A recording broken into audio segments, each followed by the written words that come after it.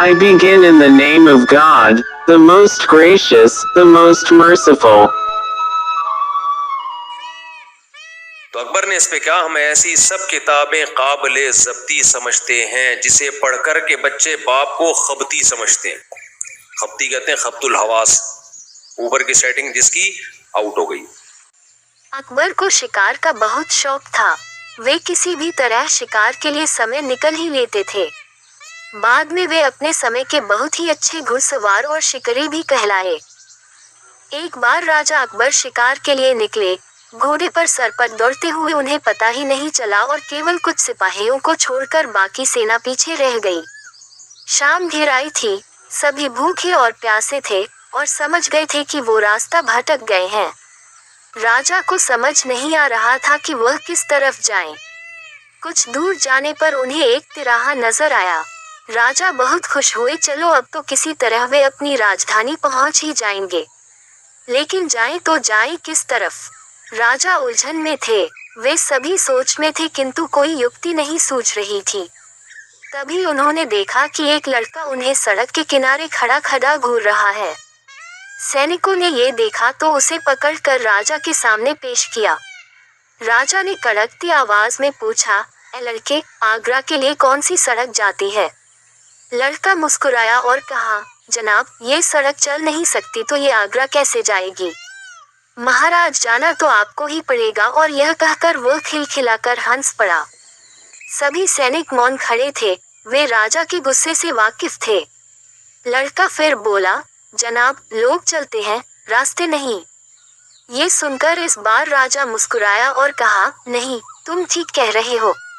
तुम्हारा नाम क्या है? अकबर ने पूछा।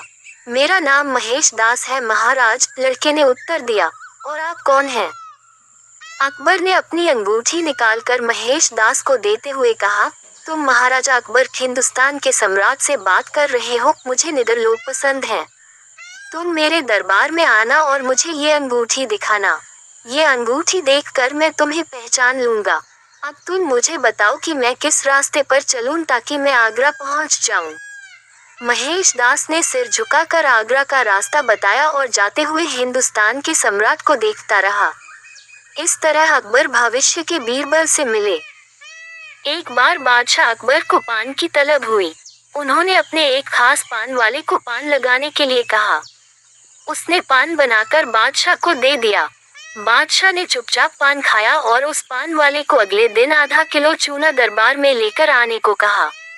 वह नहीं जानता था कि बादशाह ने उसे ऐसा क्यों कहा। वह चुपचाप चूना लेने बाजार चला गया। उसने दुकानदार से आधा किलो चूना मांगा। दुकानदार ने उससे पूछा कि इतना चूना क्यों खरीद रहे हो? उसने बताया कि किस तरह उसने बादशाह को पान दिया था। दुकानदार को समझते देर न लगी कि कुछ गड़बड़ है। उसने पान वाले को समझाया कि दरबार में चूना लेकर जाने से पहले बहुत सारा घी पीकर जाना। उसने सलाह मानकर वैसा ही किया और दरबार में जाने से पहले खूब सारा घी पी लिया। दरबार में पहुंचने पर बादशाह ने उसे सारा चूना खाने को कहा। वह हैरान रह गया। उसे उम्मीद न थी कि बादशाह ने उसे चूना इसलिए मंगवाया था, लेकिन वह तो इसके लिए तैयार था, इसलिए उसने सारा चूना खा लिया। इसके बावजूद उसे कुछ नहीं हुआ तो बादशाह ने उससे कारण जानना चाहा। उसने अपनी और दुकानदार की बातचीत के बारे में बादशाह को बता दिया। अब बादशाह उस व्यक्ति से मिलने को उतावले हो रहे थे जिसने उनके मन की बात को पहले ही जान लिया था। बादशाह ने हुक्म दिया कि उस दुकानदार को अगले दिन दरबार में हाजिर किया जाए। अगले दिन उस दुकानदार को दरबार में लाया गया। बादशाह ने उससे पूछा कि वह उनके मन की बात को कैसे समझ गया। तब दुकानदार ने कहा, हुजूर, जब यह आदमी मेरे पास चूना खरीदने आया था तो मैंने इससे पूछा कि इतने चूने का क्या करोगे। मुझे इसने बताया कि इसने आपको पान बनाकर खिलाया और फिर आपने उसे चूना लाने का हुक्म दिया। तब मुझे समझते देर न लगी कि जरूर गलती से इसने पान में चूना थोड़ा ज्यादा लगा दिया होगा, जिसे बादशाह के मुंह में छाले हो गए होंगे और इसी का एहसास करवाने के लिए आपने इससे चूना मंगाया। मैंने इसे सलाह दी कि दरबार में जाने से पहले घी पीकर जाना, जिससे अगर तुम्हें चूना खाना भी पड़े तो उसका असर कम हो जाएगा। ये दुकानदार और कोई नहीं, बीरबल ही थे। एक दिन अकबर और बीरबल वन विहार के लिए गए। एक टेढ़े पेड़ की ओर इशारा करके अकबर ने बीरबल से पूछा, ये दरख्त टेढ़ा क्यों है? बीरबल ने जवाब दिया, यह इसलिए टेढ़ा है क्योंकि ये जंगल के तमाम दरख्तों का साला है। बादशाह ने पूछा, तुम ऐसा कैसे कह सकते हो? बीरबल ने कहा, दुनिया में ये बात मशहूर है कि कुत्ते की दुम और साले हमेशा टेढ़े होते हैं। अकबर ने पूछा, क्या मेरा साला भी टेढ़ा है? बीरबल ने फौरन कहा, बेशक जहां पनाह। अकबर ने कहा, फिर मेरे टेढ़े साले को फांसी चढ़ा दो। एक दिन बीरबल ने फांसी लगाने की 3 तख्ते बनवाए, एक सोने का, एक चांदी का और एक लोहे का। उन्हें देखकर अकबर ने पूछा, 3 तख्ते किस लिए? बीरबल ने कहा, गरीब नवाज, सोने का आपके लिए, चांदी का मेरे लिए और लोहे का तख्ता सरकारी साले साहब के लिए। अकबर ने अचरज से पूछा, मुझे और तुम्हें फांसी किस लिए? बीरबल ने कहा, क्यों नहीं जहां पनाह, आखिर हम भी तो किसी के साले हैं। बादशाह अकबर हंस पड़े। सरकारी साले साहब के जान में जान आई। वह बाइजक बरी हो गया। बादशाह अकबर तब बहुत छोटे थे जब उनकी मां का देहांत हुआ था। चूंकि वह बहुत छोटे थे, इसलिए उन्हें मां के दूध की दरकार थी। महल में तब एक दासी रहती थी जिसका शिशु भी दुधमुहा था। वह नन्हे अकबर को दूध पिलाने को राजी हो गई। दासी का वह पुत्र व अकबर दोनों साथ साथ दासी का दूध पीने लगे। दासी के पुत्र का नाम हुसैफ था। चूंकि हुसैफ व अकबर ने एक ही स्त्री का दुग्धपान किया था, इसलिए वे दूध भाई हो गए थे। अकबर को भी लगाव था हुसैफ से। समय बीतता रहा। अकबर बादशाह बन गए और देश के सर्वाधिक शक्तिशाली सम्राट बने। लेकिन हुसैफ एक मामूली दरबारी तक न बन पाया। उसकी मित्रता जुआरियों के साथ थी और कुछ ऐसे लोग भी उसके साथ ही थे जो पैसा फिजूल बहाया करते थे। एक समय ऐसा आया जब हुसैफ के पास 2 समय के भोजन के लिए भी पैसा पास न था। लोगों ने तब उसे बादशाह के पास जाने को कहा। हुसैफ ने बादशाह अकबर के पास जाने की तैयारी शुरू कर दी।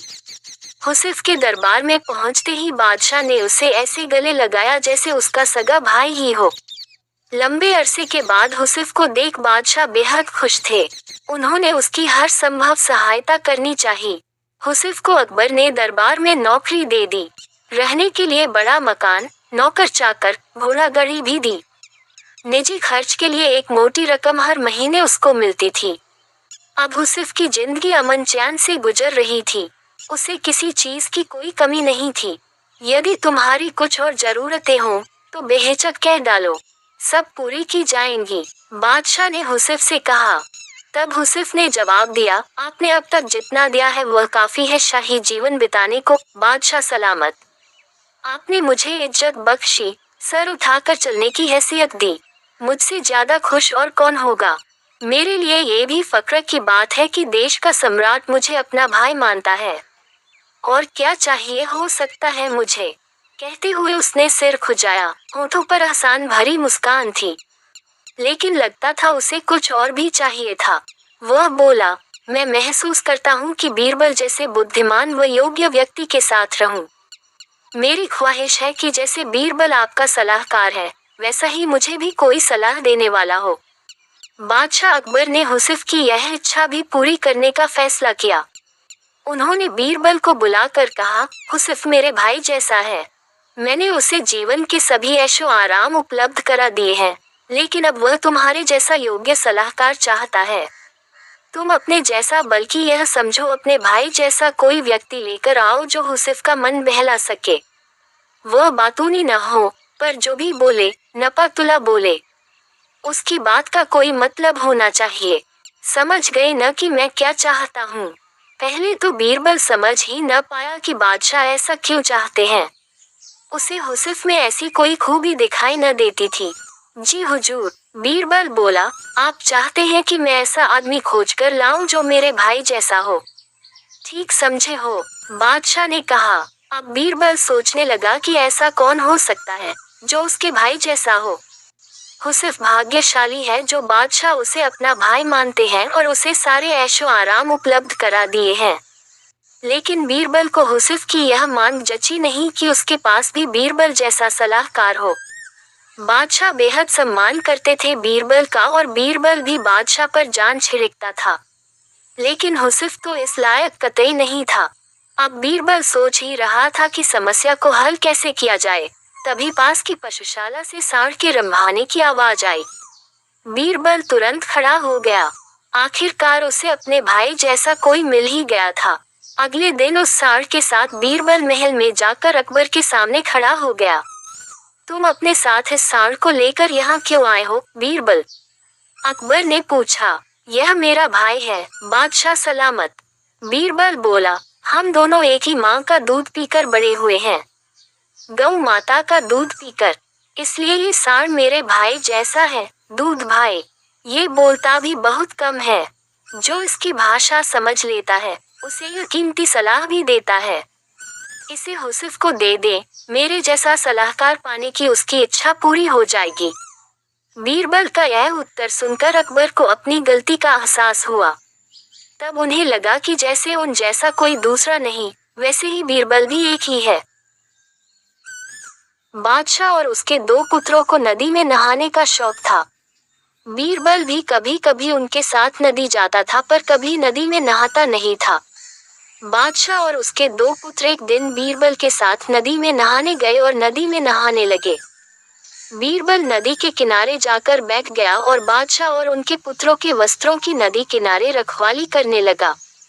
बीरबल ने उनके वस्त्र अपने कंधों पर टांग लिए। बादशाह को बीरबल को हमेशा से छेड़ते रहने की आदत थी। नदी में खड़े खड़े बादशाह सलामत ने बीरबल को छेड़ा और कहा कि ऐसा लगता है कि तुम्हारे कंधों पर एक गधे का बोझ लदा है। बीरबल भला कब चुप रहने वाले थे, तुरंत बोले, हुजूर, 1 नहीं 2 नहीं 3 गधों का। बादशाह ये सुनकर फौरन चुप्पी साध गए, क्योंकि तीनों के वस्त्र बीरबल ने अपने कंधों पर लटका रखे थे। एक दिन अकबर व बीरबल बाग में सैर कर रहे थे। बीरबल लतीफा सुना रहा था और अकबर उसका मजा ले रहे थे। तभी अकबर को नीचे घास पर पड़ा बांस का एक टुकड़ा दिखाई दिया। उन्हें बीरबल की परीक्षा लेने की सूझी। बीरबल को बांस का टुकड़ा दिखाते हुए वह बोले, क्या तुम इस बांस के टुकड़े को बिना काटे छोटा कर सकते हो? बीरबल लतीफा सुनाता सुनाता रुक गया और अकबर की आंखों में झांका।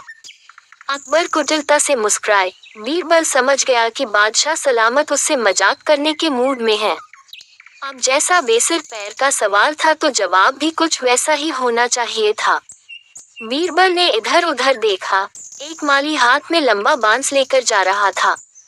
उसके पास जाकर बीरबल ने वह बांस अपने दाएं हाथ में ले लिया और बादशाह का दिया छोटा बांस का टुकड़ा बाएं हाथ में। बीरबल बोला, हुजूर, अब देखिए इस टुकड़े को, हो गया न बिना काटे ही छोटा। बड़े बांस के सामने वह टुकड़ा छोटा तो दिखना ही था। निरुत्तर बादशाह अकबर मुस्करा उठे बीरबल की चतुराई देखकर। शाम ढलने को थी। सभी आगंतुक धीरे धीरे अपने घरों को लौटने लगे थे। तभी बीरबल ने देखा कि एक मोटा सा आदमी शर्माता हुआ चुपचाप एक कोने में खड़ा है। बीरबल उसके निकट आता हुआ बोला, लगता है तुम कुछ कहना चाहते हो। बेहिचक कह डालो जो कहना है। मुझे बताओ, तुम्हारी क्या समस्या है? वह मोटा व्यक्ति सकुचाता हुआ बोला, मेरी समस्या यह है कि मैं पढ़ा लिखा नहीं हूँ। मैंने अपनी शिक्षा पर ध्यान नहीं दिया, जिसका मुझे खेद है। मैं भी समाज में सिर उठाकर सम्मान से जीना चाहता हूँ, पर अब नहीं लगता है ऐसा कभी नहीं हो पाएगा। नहीं, कोई देर नहीं, ऐसा जरूर होगा यदि तुम हिम्मत न हारो और परिश्रम करो। तुम में भी योग्यता है, बीरबल ने कहा, लेकिन ज्ञान पाने में तो सालों लग जाएंगे। मोटे आदमी ने कहा, मैं इतना इंतजार नहीं कर सकता। मैं तो ये जानना चाहता हूँ कि क्या कोई ऐसा तरीका है कि चुटकी बजाते ही प्रसिद्धि मिल जाए। प्रसिद्धि पाने का ऐसा आसान रास्ता तो कोई नहीं है। बीरबल बोला, यदि तुम वास्तव में योग्य और प्रसिद्ध कहलवाना चाहते हो तो मेहनत तो करनी ही होगी, वह भी कुछ समय के लिए। ये सुनकर मोटा आदमी सोच में डूब गया। नहीं, मुझ में इतना धैर्य नहीं है। मोटे आदमी ने कहा, मैं तो तुरंत ही प्रसिद्धि पाकर पंडित जी कहलवाना चाहता हूँ। ठीक है, बीरबल बोला, इसके लिए तो एक ही उपाय है। कल तुम बाजार में जाकर खड़े हो जाना। मेरे भेजे आदमी वहाँ होंगे जो तुम्हें पंडित जी कहकर पुकारेंगे। वे बार बार जोर जोर से ऐसा कहेंगे। इससे दूसरे लोगों का ध्यान इस ओर जाएगा, वे भी तुम्हें पंडित जी कहना शुरू कर देंगे। ऐसा होना स्वाभाविक भी है, लेकिन हमारा नाटक तभी सफल होगा जब तुम गुस्सा दिखाते हुए उन पर पत्थर फेंकने लगोगे या हाथ में लाठी लेकर उनको दौड़ाना होगा तुम्हें। लेकिन सतर्क रहना, गुस्से का सिर्फ दिखावा भर करना है तुम्हें। किसी को चोट नहीं पहुंचनी चाहिए। उस समय तो वह मोटा आदमी कुछ समझ नहीं पाया और घर लौट गया। अगली सुबह वह मोटा आदमी बीरबल के कहेनुसार व्यस्त बाजार में जाकर खड़ा हो गया। तभी बीरबल के भेजे आदमी वहां आ पहुंचे और तेज स्वर में कहने लगे, पंडित जी, पंडित जी, पंडित जी। मोटे आदमी ने ये सुन अपनी लाठी उठाए और भाग पड़ा उन आदमियों के पीछे, जैसे सच ही में पिटाई कर देगा। बीरबल के भेजे आदमी वहां से भाग निकले, लेकिन पंडित जी का राग अलापना उन्होंने नहीं छोड़ा। कुछ ही देर बाद आवारा लड़कों का वहां घूमता समूह पंडित जी चिल्लाता हुआ उस मोटे आदमी के पास आ धमका। बड़ा मजेदार दृश्य उपस्थित हो गया था। मोटा आदमी लोगों के पीछे दौड़ रहा था और लोग पंडित जी कहते हुए नाच गाकर चिल्ला रहे थे। अब मोटा आदमी पंडित जी के नाम से प्रसिद्ध हो गया। जब भी लोग उसे देखते तो पंडित जी कहकर ही संबोधित करते। अपनी ओर से तो लोग ये कहकर उसका मजाक उड़ाते थे कि वह उन पर पत्थर फेंकेगा या लाठी लेकर उनके पीछे दौड़ेगा। लेकिन उन्हें क्या पता था कि मोटा तो चाहता ही यही था। वह प्रसिद्ध तो होने ही लगा था। इसी तरह महीनों बीत गए। मोटा आदमी भी थक चुका था। वह ये भी समझ गया था कि लोग उसे सम्मानवश पंडित जी नहीं कहते, बल्कि ऐसा कहकर तो वे उसका उपहास करते हैं। लोग जान गए थे कि पंडित कहने से उसे गुस्सा आ जाता है। वह सोचता था कि शायद लोग मुझे पागल समझते हैं। ये सोचकर वह इतना परेशान हो गया कि फिर से बीरबल के पास जा पहुंचा। वह बोला, मैं मात्र पंडित जी कहलाना नहीं चाहता। वैसे मुझे स्वयं को पंडित कहलवाना पसंद है और कुछ समय तक ये सुनना मुझे अच्छा भी लगा। लेकिन अब मैं थक चुका हूँ। लोग मेरा सम्मान नहीं करते, वो तो मेरा मजाक उड़ाते हैं। मोटे आदमी को वास्तविकता का आभास होने लगा था। मोटे आदमी को ये कहता देख बीरबल हंसता हुआ ये बोला, मैंने तो तुमसे पहले ही कह दिया था कि तुम बहुत समय तक ऐसा नहीं कर पाओगे। लोग तुम्हें वह सब कैसे कह सकते हैं जो तुम हो ही नहीं। क्या तुम उन्हें मूर्ख समझते हो? जाओ, अब कुछ समय किसी दूसरे शहर में जाकर बिताओ। जब लौटो तो उन लोगों को नजरअंदाज कर देना जो तुम्हें पंडित जी कहकर पुकारें। एक अच्छे सभ्य व्यक्ति की तरह आचरण करना। शीघ्र ही लोग समझ जाएंगे कि पंडित जी कहकर तुम्हारा उपहास करने में कुछ नहीं रखा और वे ऐसा कहना छोड़ देंगे। मोटे आदमी ने बीरबल के निर्देश पर अमल किया। जब वह कुछ माह बाद दूसरे शहर से लौटकर आया तो लोगों ने उसे पंडित जी कहकर परेशान करना चाहा, लेकिन उसने कोई ध्यान न दिया। अब वह मोटा आदमी खुश था कि लोग उसे उसके असली नाम से जानने लगे हैं। वह समझ गया था कि प्रसिद्धि पाने की सरल राह कोई नहीं है। एक दिन बादशाह अकबर ने ऐलान किया कि जो भी मेरे सवालों का सही जवाब देगा उसे भारी इनाम दिया जाएगा। सवाल कुछ इस प्रकार से थे, ऐसा क्या है जो आज भी है और कल भी रहेगा? ऐसा क्या है जो आज भी नहीं है और कल भी नहीं होगा? ऐसा क्या है जो आज तो है लेकिन कल नहीं होगा? इन तीनों सवालों के उदाहरण भी देने थे। किसी को भी चतुराई भरे इन तीनों सवालों का जवाब नहीं सूझ रहा था। तभी बीरबल बोला, हुजूर, आपके सवालों का जवाब मैं दे सकता हूँ, लेकिन इसके लिए आपको मेरे साथ शहर का दौरा करना होगा। तभी आपके सवाल सही ढंग से हल हो पाएंगे। अकबर और बीरबल ने वेश बदला और सूफियों का बाना पहनकर निकल पड़े। कुछ ही देर बाद वे बाजार में खड़े थे। फिर दोनों एक दुकान में घुस गए। बीरबल ने दुकानदार से कहा, हमें बच्चों की पढ़ाई के लिए मदरसा बनाना है, तुम हमें इसके लिए 1000 रुपए दे दो। जब दुकानदार ने अपने मुनीम से कहा कि इन्हें 1000 रुपए दे दो तो बीरबल बोला, जब मैं तुमसे रुपए ले रहा हूँगा तो तुम्हारे सिर पर जूता मारूंगा। हर एक रुपए के पीछे एक जूता पड़ेगा। बोलो, तैयार हो? ये सुनते ही दुकानदार के नौकर का पारा चढ़ गया और वह बीरबल से दो हाथ करने आगे बढ़ाया। लेकिन दुकानदार ने नौकर को शांत करते हुए कहा, मैं तैयार हूँ, लेकिन मेरी एक शर्त है। मुझे विश्वास दिलाना होगा कि मेरा पैसा इसी नेक काम पर खर्च होगा। ऐसा कहते हुए दुकानदार ने सिर झुका दिया और बीरबल से बोला कि जूता मारना शुरू करें। तब बीरबल व अकबर बिना कुछ कहे सुने दुकान से बाहर निकल आए। दोनों चुपचाप चले जा रहे थे कि तभी बीरबल ने मौन तोड़ा, बंद परवर। दुकान में जो कुछ हुआ उसका मतलब है कि दुकानदार के पास आज पैसा है और उस पैसे को नेक कामों में लगाने की नीयत भी, जो उसे आने वाले कल भविष्य में नाम देगी। इसका एक मतलब ये भी है कि अपने नेक कामों से वह जन्नत में अपनी जगह पक्की कर लेगा। आप इसे यूं भी कह सकते हैं कि जो कुछ उसके पास आज है, कल भी उसके साथ होगा। यह आपके पहले सवाल का जवाब है। फिर वे चलते हुए एक भिखारी के पास पहुंचे। उन्होंने देखा कि एक आदमी उसे कुछ खाने को दे रहा है और वह खाने का सामान उस भिखारी की जरूरत से कहीं ज्यादा है।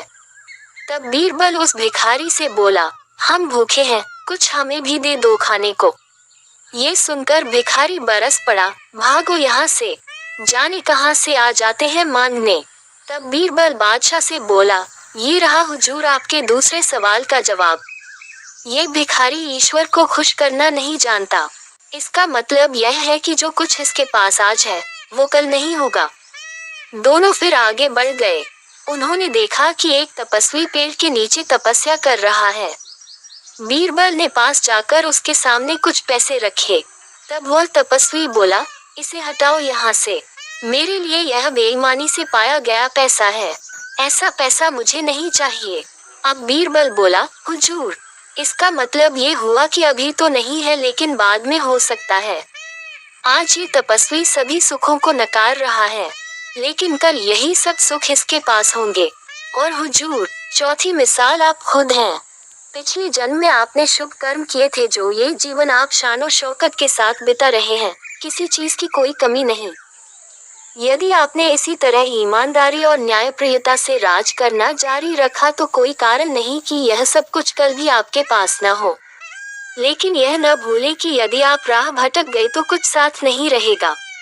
अपने सवालों के बुद्धिमत्तापूर्ण चतुराई भरे जवाब सुनकर बादशाह अकबर बेहद खुश हुए।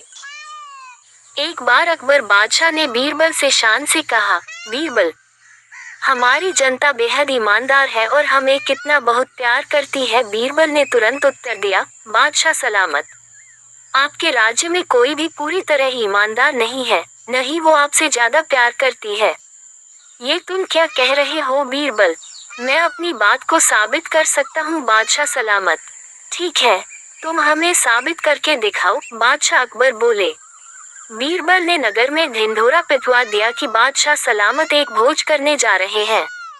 उसके लिए सारी प्रजा से अनुरोध है कि कल सुबह दिन निकलने से पहले हर आदमी एक एक लोटा दूध डाल दे। कदाहे रखवा दिए गए हैं, उनमें हर आदमी दूध डाल जाए। हर आदमी ने यही सोचा कि जहाँ इतना दूध इकट्ठा होगा, वहाँ उसके एक लोटे पानी का क्या पता चलेगा। अतः हर आदमी कड़ाहों में पानी डाल गया। सुबह जब अकबर ने उन कड़ाही को देखा जिनमें जनता से दूध डालने को कहा गया था, तो दंग रह गए।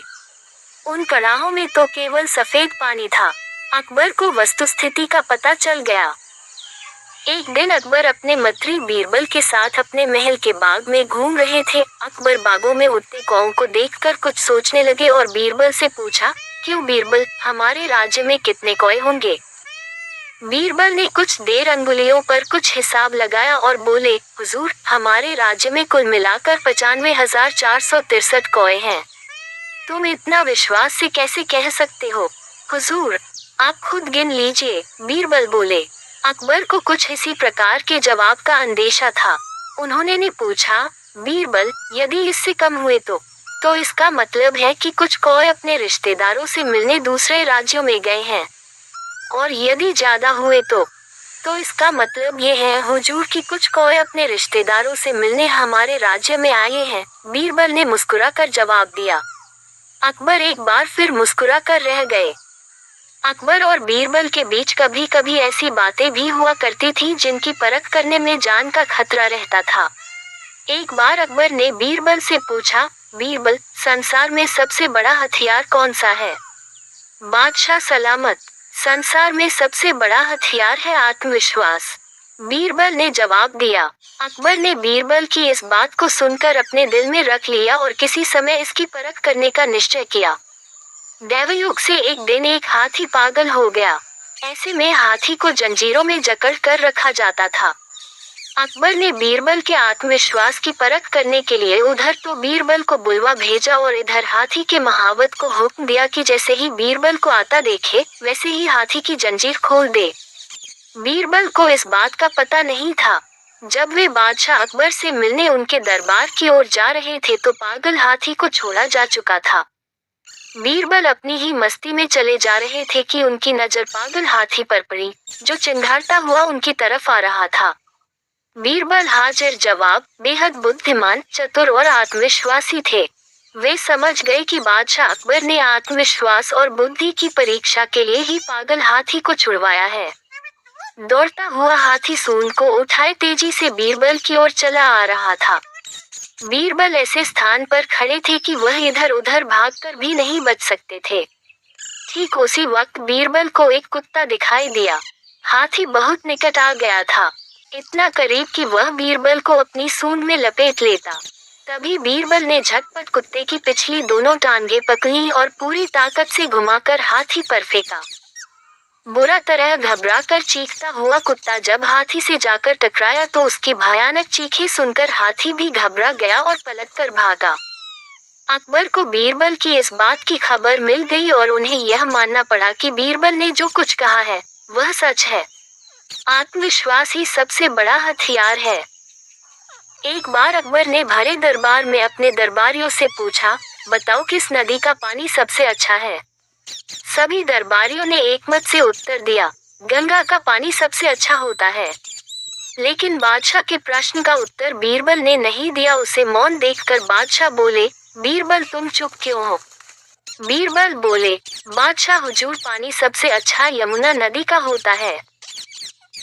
बीरबल का यह उत्तर सुनकर बादशाह को बड़ी हैरानी हुई और बोले, तुमने ऐसा किस आधार पर कहा है जबकि तुम्हारे धर्म ग्रंथों में गंगा नदी के पानी को सबसे शुद्ध व पवित्र बताया गया है और तुम कह रहे हो कि यमुना नदी का पानी सबसे अच्छा होता है।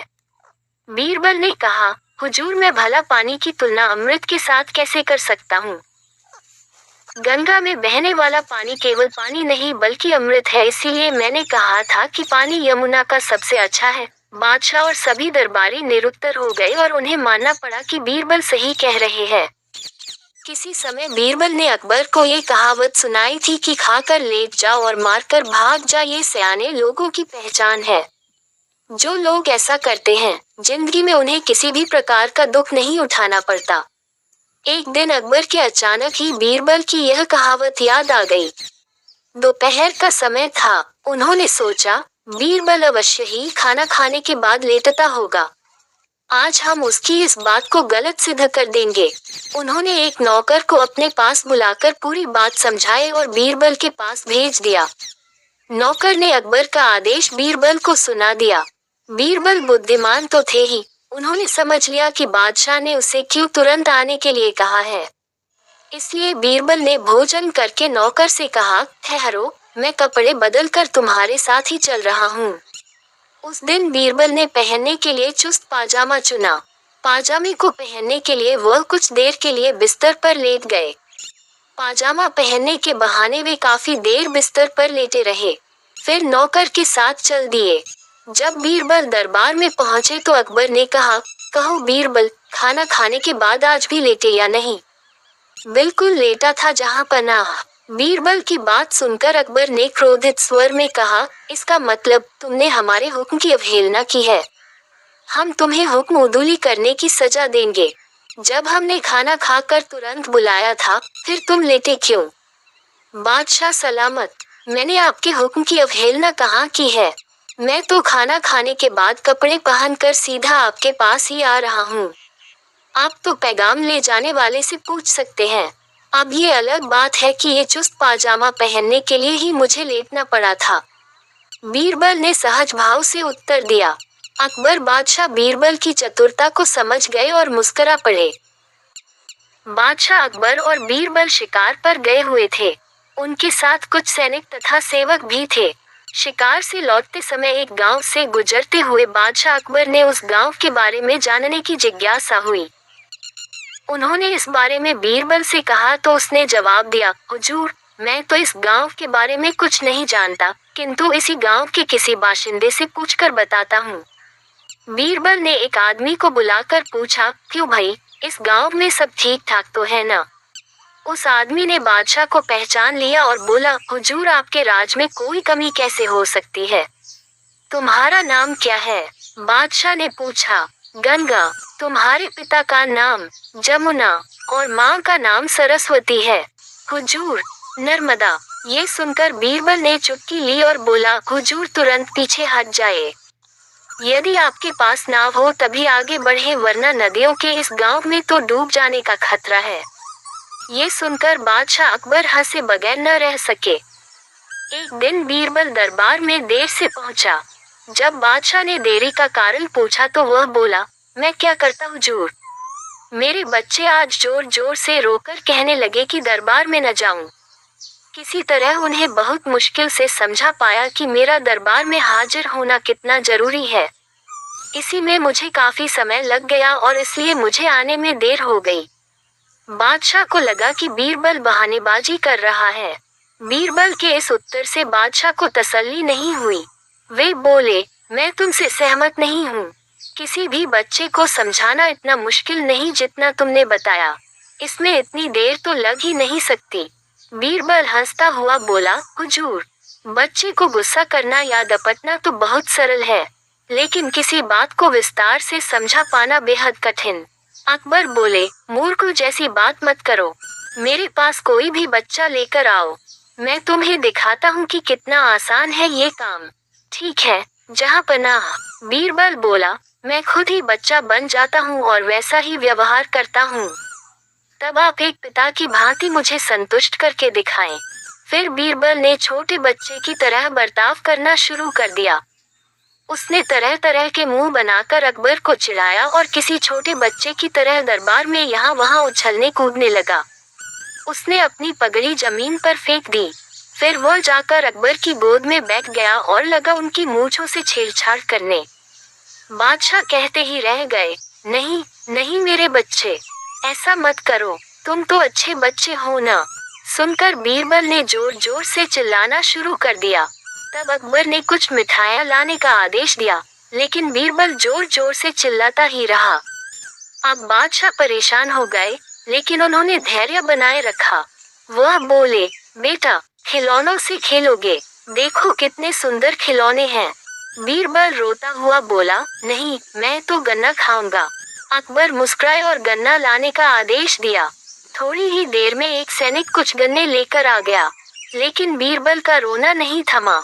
वह बोला, मुझे बड़ा गन्ना नहीं चाहिए, छोटे छोटे टुकड़े में कटा गन्ना दो।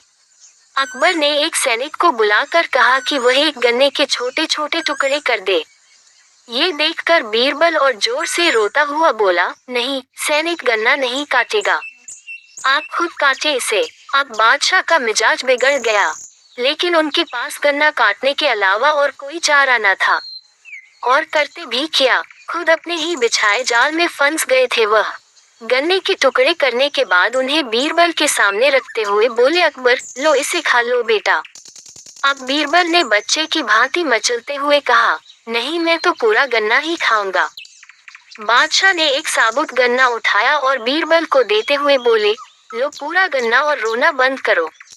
लेकिन बीरबल रोता हुआ ही बोला, नहीं, मुझे तो इन छोटे टुकड़ों से ही साबुत गन्ना बना कर दो। कैसी अजब बात करते हो तुम, ये भला कैसे संभव है? बादशाह के स्वर में क्रोध भरा था, लेकिन बीरबल रोता ही रहा। बादशाह का धैर्य चुक गया। बोले, यदि तुमने रोना बंद नहीं किया तो मार पड़ेगी तब। अब बच्चे का अभिनय करता बीरबल उठ खड़ा हुआ और हंसता हुआ बोला, नहीं नहीं, मुझे मत मारो हुजूर। अब आपको पता चला कि बच्चे की बेतुकी जिदों को शांत करना कितना मुश्किल काम है। बीरबल की बात से सहमत थे अकबर। बोले, हाँ ठीक कहते हो। रोते चिल्लाते जिद पर अड़े बच्चे को समझाना बच्चों का खेल नहीं। एक दिन बादशाह अकबर ने दरबार में आते ही दरबारियों से पूछा, किसी ने आज मेरी मूंछें नोचने की जुर्रत की, उसे क्या सजा दी जानी चाहिए? दरबारियों में से किसी ने कहा उसे सूली पर लटका देना चाहिए, किसी ने कहा उसे फांसी दे देनी चाहिए, किसी ने कहा उसका गर्दन धड़ से तत्काल उड़ा देना चाहिए। बादशाह नाराज हुए। अंत में उन्होंने बीरबल से पूछा, बीरबल, तुमने कोई राय नहीं दी? जहाँ पनाह, खता माफ हो, इस गुनहगार को तो सजा के बजाय उपहार देना चाहिए, बीरबल ने जवाब दिया। बादशाह हौले से मुस्कुराए और बोले, क्या मतलब? जहाँ पनाह, जो व्यक्ति आपकी मूंछें नोचने की जुर्रत कर सकता है वह आपके शहजादे के सिवा कोई और हो ही नहीं सकता जो आपकी गोद में खेलता है। गोद में खेलते खेलते उसने आज आपकी मूंछें नोची होंगी। उस मासूम को उसकी इस जुर्रत के बदले मिठाई खाने की मासूम सजा दी जानी चाहिए, बीरबल ने खुलासा किया। बादशाह ने ठहाका लगाया और दरबारी बगलें झांकने लगे। बादशाह अकबर को पहेली सुनाने और सुनने का काफी शौक था। कहने का मतलब ये कि पक्के पहेलीबाज थे। वे दूसरों से पहेली सुनते और समय समय पर अपनी पहेली भी लोगों को सुनाया करते थे।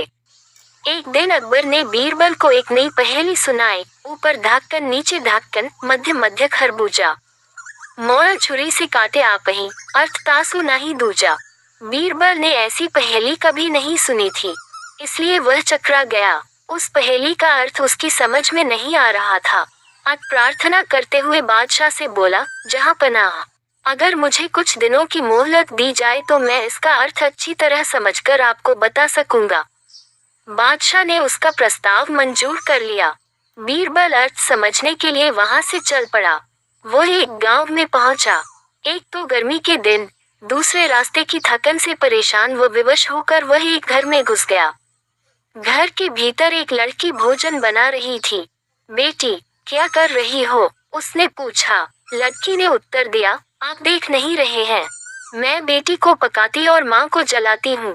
अच्छा, दो का हाल तो तुमने बता दिया, तीसरा तेरा बापू क्या कर रहा है और कहाँ है? बीरबल ने पूछा।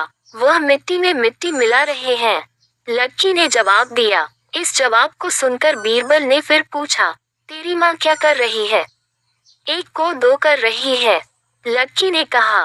बीरबल को लड़की से ऐसी आशा नहीं थी, परंतु वह ऐसी पंडित निकली कि उसके उत्तर से वह एकदम आश्चर्यचकित रह गया। इसी बीच उसके माता पिता भी आ पहुंचे। बीरबल ने उनसे सारा समाचार कह सुनाया। लड़की का पिता बोला, मेरी लड़की ने आपको ठीक उत्तर दिया है। अरहर की दाल अरहर की सूखी लकड़ी से पक रही है। मैं अपनी बिरादरी का एक मुर्दा जलाने गया था और मेरी पत्नी पड़ोस में मसूर की दाल दल रही थी। बीरबल लड़की की पहेली भरी बातों से बड़ा खुश हुआ। उसने सोचा, शायद यहाँ बादशाह की पहेली का भेद खुल जाए, इसलिए लड़की के पिता से उपरोक्त पहेली का अर्थ पूछा। ये तो बड़ी ही सरल पहेली है, इसका अर्थ मैं आपको बतलाता हूँ। धरती और आकाश दो ढक्कन हैं, उनके अंदर निवास करने वाला मनुष्य खरबूजा है। वह उसी प्रकार मृत्यु आने पर मर जाता है, जैसे गर्मी से मोम पिघल जाती है। उस किसान ने कहा। बीरबल उसकी ऐसी बुद्धिमानी देखकर बड़ा प्रसन्न हुआ और उसे पुरस्कार देकर दिल्ली के लिए प्रस्थान किया। वहां पहुंचकर बीरबल ने सभी के सामने बादशाह की पहेली का अर्थ बताया। बादशाह ने प्रसन्न होकर बीरबल को ढेर सारे इनाम दिए। एक बहेलिए को तोते में बड़ी ही दिलचस्पी थी। वह उन्हें पकाता, सिखाता और तोते के शौकीन लोगों को ऊंचे दामों में बेच देता था। एक बार एक बहुत ही सुंदर तोता उसके हाथ लगा। उसने उस तोते को अच्छी अच्छी बातें सिखाई, उसे तरह तरह से बोलना सिखाया और उसे लेकर अकबर के दरबार में पहुंच गया। दरबार में बहेलिए ने तोते से पूछा, बताओ ये किसका दरबार है? तोता बोला, ये जहाँपनाह अकबर का दरबार है। सुनकर अकबर बड़े ही खुश हुए। वह बहेलिए से बोले, हमें ये तोता चाहिए, बोलो इसकी क्या कीमत मांगते हो? बहेलिया बोला, जहाँपनाह, सब कुछ आपका है, आप जो दे वही मुझे मंजूर है। अकबर को जवाब पसंद आया और उन्होंने बहेलिए को अच्छी कीमत देकर उससे तोते को खरीद लिया। महाराजा अकबर ने तोते के रहने के लिए बहुत खास इंतजाम किए। उन्होंने उस तोते को बहुत ही खास सुरक्षा के बीच रखा और रखवालों को हिदायत दी कि इस तोते को कुछ नहीं होना चाहिए। यदि किसी ने भी मुझे इसकी मौत की खबर दी तो उसे फांसी पर लटका दिया जाएगा। अब उस तोते का बड़ा ही ख्याल रखा जाने लगा, मगर विडंबना देखिए कि वह तोता कुछ ही दिनों बाद मर गया। अब उसकी सूचना महाराज को कौन दे? रखवाले बड़े परेशान थे। तभी उनमें से एक बोला कि बीरबल हमारी मदद कर सकता है, और यह कहकर उसने बीरबल को सारा वृतांत सुनाया तथा उससे मदद मांगी। बीरबल ने एक क्षण कुछ सोचा और फिर रखवाले से बोला, ठीक है, तुम घर जाओ, महाराज को सूचना मैं दूंगा। बीरबल अगले दिन दरबार में पहुंचे और अकबर से कहा, हुजूर आपका तोता। अकबर ने पूछा, हाँ हाँ, क्या हुआ मेरे तोते को? बीरबल ने फिर डरते डरते कहा, आपका तोता जहाँ पनाह। हाँ हाँ बोलो बीरबल, क्या हुआ तोते को? महाराज आपका तोता। बीरबल बोला, अरे खुदा के लिए कुछ तो कहो बीरबल, मेरे तोते को क्या हुआ? अकबर ने खींचते हुए कहा, जहाँ पनाह, आपका तोता ना तो कुछ खाता है, ना कुछ पीता है, ना कुछ बोलता है, ना अपने पग फफदाता है, ना आंखें खोलता है, और ना ही। राज ने गुस्से में कहा, अरे सीधा सीधा क्यों नहीं बोलते कि वो मर गया है? बीरबल तपाक से बोला, हुजूर मैंने मौत की खबर नहीं दी, बल्कि ऐसा आपने कहा है, मेरी जान बख्शी जाए। और महाराज निरुत्तर हो गए। जब कभी दरबार में अकबर और बीरबल अकेले होते थे तो किसी न किसी बात पर बहस छिड़ जाती थी। एक दिन बादशाह अकबर बैंगन की सब्जी की खूब तारीफ कर रहे थे। बीरबल भी बादशाह की हाँ में हाँ मिला रहे थे। इतना ही नहीं, वह अपनी तरफ से भी 2-4 वाक्य बैंगन की तारीफ में कह देते थे। अचानक बादशाह अकबर के दिल में आया कि देखिए बीरबल अपनी बात को कहाँ तक निभाते हैं। ये सोचकर बादशाह बीरबल के सामने बैंगन की बुराई करने लगे। बीरबल भी उनकी हाँ में हाँ मिलाने लगे कि बैंगन खाने से शारीरिक बीमारियां हो जाती हैं इत्यादि। बीरबल की बात सुनकर बादशाह अकबर हैरान हो गए और बोले, बीरबल, तुम्हारी इस बात का यकीन नहीं किया जा सकता। कभी तुम बैंगन की तारीफ करते हो और कभी बुराई करते हो। जब हमने इसकी तारीफ की तो तुमने भी इसकी तारीफ की, और जब हमने इसकी बुराई की तो तुमने भी इसकी बुराई की। आखिर ऐसा क्यों? बीरबल ने नर्म लहजे में कहा, बादशाह सलामत, मैं तो आपका नौकर हूँ, बैंगन का नौकर नहीं। बादशाह अकबर अपनी बेगम से किसी बात पर नाराज हो गए। नाराजगी इतनी बढ़ गई कि उन्हें बेगम को मायके जाने को कह दिया। बेगम ने सोचा कि शायद बादशाह ने गुस्से में ऐसा कहा है, इसलिए वह मायके नहीं गई। जब बादशाह ने देखा कि बेगम अभी तक मायके नहीं गई है तो उन्होंने गुस्से में कहा, तुम अभी तक यहीं हो, गई नहीं, सुबह होते ही अपने मायके चली जाना, वरना अच्छा न होगा। तुम चाहो तो अपनी मनपसंद चीज साथ ले जा सकती हो। बेगम सिसक कर जनान खाने में चली गई। वहां जाकर उसने बीरबल को बुलाया। बीरबल बेगम के सामने पेश हो गया। बेगम ने बादशाह की नाराजगी के बारे में बताया और उनके हुक्म को भी बता दिया। बेगम साहिबा, अगर बादशाह ने हुक्म दिया है तो जाना ही पड़ेगा, और अपनी मनपसंद चीज ले जाने की बाबत जैसा मैं कहता हूँ वैसा ही करें, बादशाह की नाराजगी भी दूर हो जाएगी। बेगम ने बीरबल से कहे अनुसार बादशाह को रात में नींद की दवा दे दी और उन्हें नींद में ही पालकी में डालकर अपने साथ मायके ले आए और एक सुसज्जित शयन कक्ष में सुला दिया। जब बादशाह की नींद खुली तो स्वयं को अनजाने स्थान पर पाकर हैरान हो गए। पुकारा, कोई है? उनकी बेगम साहिबा उपस्थित हुई। बेगम को वहां देखकर वे समझ गए कि वे अपनी ससुराल में हैं। उन्होंने गुस्से से पूछा, तुम हमें भी यहाँ ले आए, इतनी बड़ी गुस्ताखी कर डाली। मेरे सरताज, आपने ही तो कहा था कि अपनी मनपसंद चीज ले जाना, इसलिए आपको ले आई। ये सुनकर बादशाह का गुस्सा जाता रहा। मुस्कुराकर बोले, जरूर तुम्हें ये तरकीब बीरबल ने ही बताई होगी। बेगम ने हामी भरते हुए सिर हिला दिया। महाराजा अकबर बीरबल की हाजिर जवाबी के बड़े कायल थे। उनकी इस बात से दरबार के अन्य मंत्री मन ही मन बहुत जलते थे। उनमें से एक मंत्री, जो महामंत्री का पद पाने का लोभी था, ने मन ही मन एक योजना बनाई। उसे मालूम था कि जब तक बीरबल दरबार में मुख्य सलाहकार के रूप में है उसकी यह इच्छा कभी पूरी नहीं हो सकती। एक दिन दरबार में अकबर ने बीरबल की हाजिर जवाबी की बहुत प्रशंसा की। ये सब सुनकर उस मंत्री को बहुत गुस्सा आया। उसने महाराज से कहा कि यदि बीरबल मेरे 3 सवालों का उत्तर सही सही दे देता है तो मैं उसकी बुद्धिमत्ता को स्वीकार कर लूंगा, और यदि नहीं तो इससे ये सिद्ध होता है कि वह महाराज का चापलूस है। अकबर को मालूम था कि बीरबल उसके सवालों का जवाब जरूर दे देगा, इसलिए उन्होंने उस मंत्री की बात स्वीकार कर ली। उस मंत्री के 3 सवाल थे। आकाश में कितने तारे हैं? धरती का केंद्र कहाँ है? सारे संसार में कितने स्त्री और कितने पुरुष हैं? अकबर ने फौरन बीरबल से इन सवालों के जवाब देने के लिए कहा और शर्त रखी कि यदि वह इनका उत्तर नहीं जानता है तो मुख्य सलाहकार का पद छोड़ने के लिए तैयार रहे। बीरबल ने कहा, तो सुनिए महाराज। पहला सवाल। बीरबल ने एक भेद मंगवाए और कहा, जितने बाल इस भेद के शरीर पर हैं आकाश में उतने ही तारे हैं। मेरे दोस्त, गिनकर तसली कर लो, बीरबल ने मंत्री की तरफ मुस्कुराते हुए कहा। दूसरा सवाल। बीरबल ने जमीन पर कुछ लकीरें खींची और कुछ हिसाब लगाया। फिर एक लोहे की छत मंगवाई गई और उसे एक जगह गाड़ दिया और बीरबल ने महाराज से कहा, महाराज बिल्कुल इसी जगह धरती का केंद्र है, चाहे तो आप स्वयं जांच लें। महाराज बोले, ठीक है, अब तीसरे सवाल के बारे में कहो। अब महाराज, तीसरे सवाल का जवाब बड़ा मुश्किल है, क्योंकि इस दुनिया में कुछ लोग ऐसे हैं जो ना तो स्त्री की श्रेणी में आते हैं और ना ही पुरुषों की श्रेणी। उनमें से कुछ लोग तो हमारे दरबार में भी उपस्थित हैं, जैसे कि ये मंत्री जी। महाराज, यदि आप इनको मौत के घाट उतरवा दे तो मैं स्त्री पुरुष की सही संख्या बता सकता हूँ। अब मंत्री जी सवालों का जवाब छोड़कर थर थर कांपने लगे और महाराज से बोले, महाराज बस मुझे मेरे सवालों का जवाब मिल गया। मैं बीरबल की बुद्धिमानी को मान गया हूँ। महाराज हमेशा की तरह बीरबल की तरफ पीठ करके हंसने लगे और इसी बीच वह मंत्री दरबार से खिसक लिया। एक दिन अकबर बादशाह के दरबार में एक व्यक्ति नौकरी मांगने के लिए अर्जी लेकर आया। उससे कुछ देर बातचीत करने के बाद बादशाह ने उसे चुंगी अधिकारी बना दिया।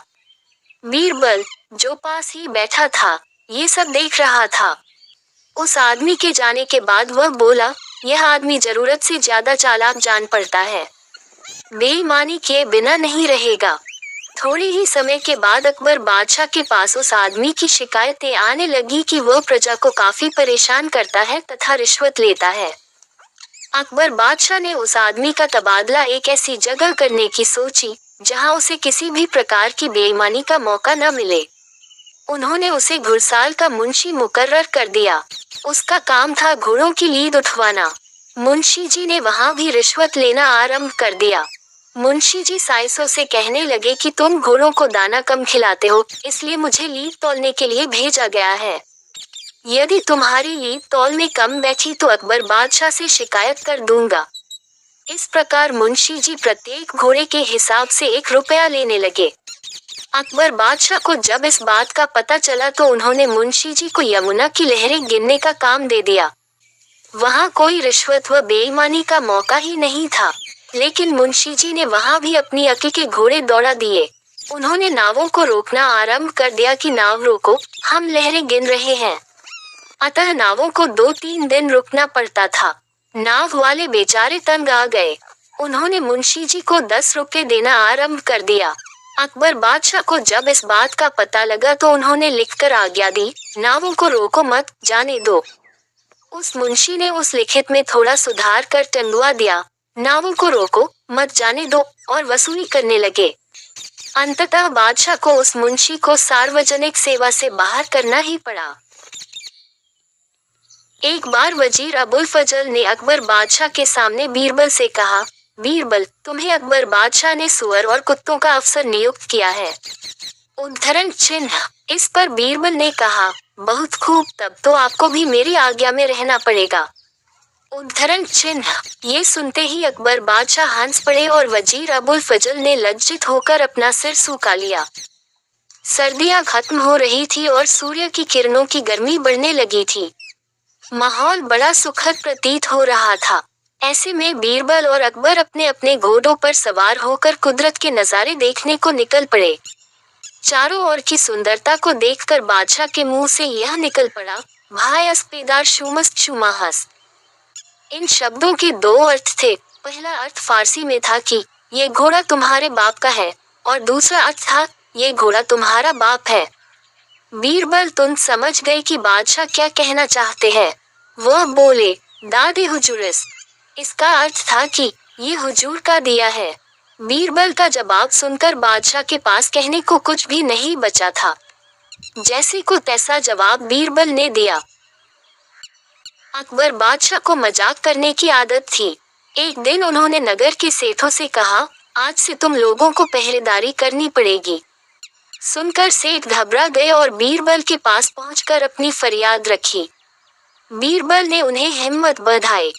तुम सब अपनी पगड़ियों को पैर में और पायजामों को सिर पर लपेटकर रात्रि के समय में नगर में चिल्ला चिल्ला कर कहते फिरो, अब तो आन पड़ी है। उधर बादशाह भी भेष बदलकर नगर में गश्त लगाने निकले। सेठों का ये निराला स्वांग देखकर बादशाह पहले तो हंसे, फिर बोले, ये सब क्या है? सेठों के मुखिया ने कहा, जहाँ पनाह, हम सेठ जन से गुड़ और तेल बेचने का काम सीखा कर आए हैं। भला पहरेदार क्या कर पाएंगे? अगर इतना ही जानते होते तो लोग हमें बनिया कहकर क्यों पुकारते? बादशाह अकबर बीरबल की चाल समझ गए और अपना हुक्म वापस ले लिया। एक दिन एक कवि किसी धनी आदमी से मिलने गया और उसे कई सुंदर कविताएं इस उम्मीद के साथ सुनाई कि शायद वह धनवान खुश होकर कुछ इनाम जरूर देगा। लेकिन वह धनवान भी महाकंजूस था। बोला, तुम्हारी कविताएं सुनकर दिल खुश हो गया। तुम कल फिर आना, मैं तुम्हें खुश कर दूंगा। कल शायद अच्छा इनाम मिलेगा। ऐसी कल्पना करता हुआ वह कवि घर पहुंचा और सो गया।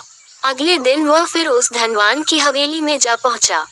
धनवान बोला, सुनो कवि महाशय, जैसे तुमने मुझे अपनी कविताएं सुनाकर खुश किया था, उसी तरह मैं भी तुमको बुलाकर खुश हूँ। तुमने मुझे कल कुछ भी नहीं दिया, इसलिए मैं भी कुछ नहीं दे रहा। हिसाब बराबर हो गया।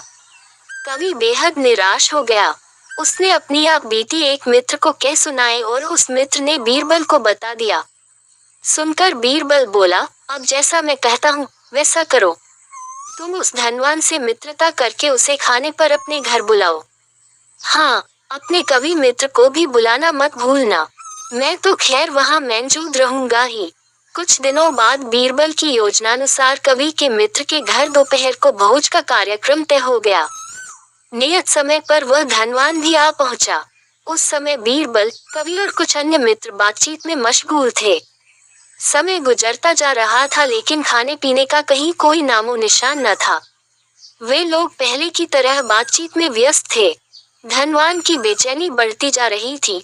जब उससे रहा न गया तो बोल ही पड़ा, भोजन का समय तो कब का हो चुका। क्या हम यहाँ खाने पर नहीं आए हैं?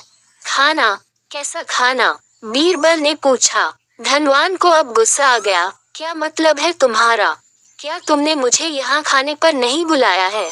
खाने का कोई निमंत्रण नहीं था। ये तो आपको खुश करने के लिए खाने पर आने को कहा गया था। जवाब बीरबल ने दिया। धनवान का पारा 7वें आसमान पर चढ़ गया। क्रोधित स्वर में बोला, ये सब क्या है? इस तरह किसी इज्जतदार आदमी को बेइज्जत करना ठीक है क्या? तुमने मुझसे धोखा किया है। अब बीरबल हंसता हुआ बोला, यदि मैं कहूँ कि इसमें कुछ भी गलत नहीं तो तुमने इस कवि से यही कहकर धोखा किया था ना कि कल आना, सो मैंने भी कुछ ऐसा ही किया। तुम जैसे लोगों के साथ ऐसा ही व्यवहार होना चाहिए। धनवान को अब अपनी गलती का आभास हुआ और उसने कवि को अच्छा इनाम देकर वहां से विदा ली। वहां मौजूद सभी बीरबल को प्रशंसा भरी नजरों से देखने लगे। बीरबल एक ईमानदार तथा धर्मप्रिय व्यक्ति था। वह प्रतिदिन ईश्वर की आराधना बिना नागा किया करता था। इससे उसे नैतिक व मानसिक बल प्राप्त होता था। वह अक्सर कहा करता था कि ईश्वर जो कुछ भी करता है मनुष्य के भले के लिए ही करता है। कभी कभी हमें ऐसा लगता है कि ईश्वर हम पर कृपा दृष्टि नहीं रखता, लेकिन ऐसा होता नहीं। कभी कभी तो उसके वरदान को भी लोग शाप समझने की भूल कर बैठते हैं। वह हमको थोड़ी पीड़ा इसलिए देता है ताकि बड़ी पीड़ा से बच सके। एक दरबारी को बीरबल की ऐसी बातें पसंद न आती थीं।